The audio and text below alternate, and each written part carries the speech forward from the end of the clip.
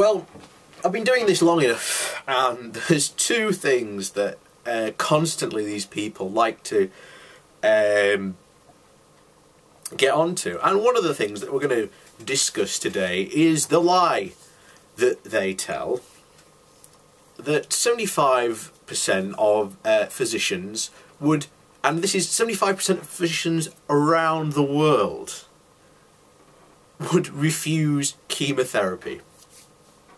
Right? This is an absolute lie.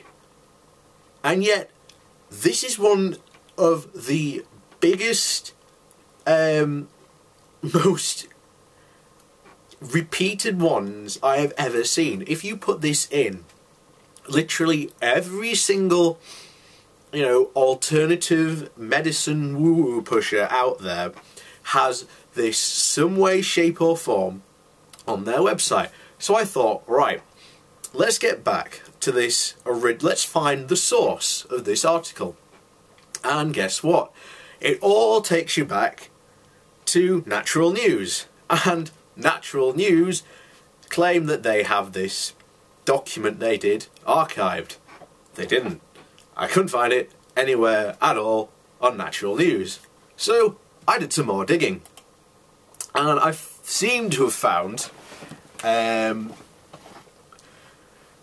what basically is the most shocking and deceitful allegation made ever by a book by the name of Philip Day. And it's, Philip Day, Cancer, Why We're Still Dying to Know the Truth, published back in 2000. Now, first of all, one thing stands out. How recent was this poll taken? Well, the poll that they're referring to was taken in 1985. So it's not that recent at all. And remember, 1991 saw a dramatic increase in cancer survival rates. Why? Medical science advances constantly. Right? And this is not, the survey was not as, the guy claimed. He claims about all available therapies for lung cancer, but about cisplatin, I can't remember, I don't know how you pronounce that, then a new chemotherapy with considerable side effects. The question also pertained to the use of cisplatin as a palatable treatment for systemic mitosis bone disease, i.e. for non-incurable non-small cell lung cancer. And in 1985, the survey found that they had 1/3 of the physicians and oncology nurses would have consented to chemotherapy in a situation like this.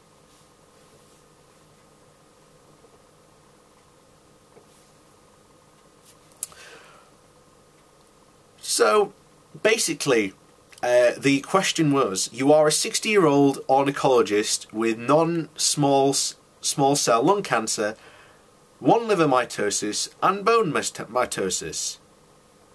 Your performance status is 1. Would you take chemotherapy? Yes or no? That was the question. And this was asked in 1985. And again, this is another thing that they like to claim, that this is all around the world.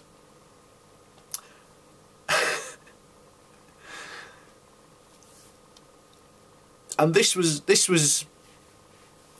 good, because guess where this was at, how many people actually took part in this supposed question survey? Only in a room at a centre, it's an NCCN Clinical Guidance Practice Guidelines Conference, which is about 300 people in attendance, only 126 actually took part in the survey. 42% responded to the survey, and the majority of them, 50%, were oncologists and haematologists, right? Now you jump forward, because guess what? There was a follow-up survey. They don't mention this, and you'll see why in a moment. Because a follow-up survey was conducted in March 1997, right? So this is a lot later, right? And guess what?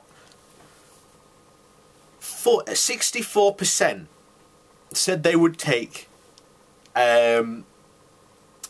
chemotherapy.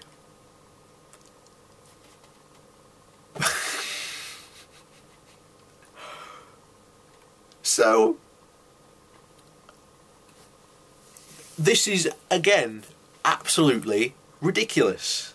It's an absolute lie. And guess what? There was another study done. There was another study done in the same thing in about 1991.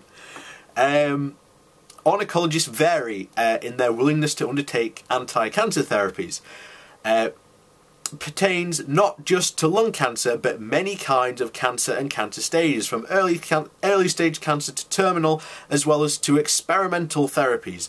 It shows percentages as high as 98% of doctors willing to undergo chemotherapy, while the remaining 2% were uncertain and non-answered definitely no or probably no to chemotherapy. That was 1991. And in 1997, where again, at the same place, they asked the question in 1985, sorry.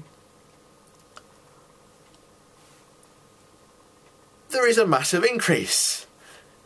And I think if you did this survey now, I don't think you'd get a second. I think this would be literally 100%. So, here's the thing. So the answer to your question is no. Doctors do not refuse chemotherapy if offered on themselves.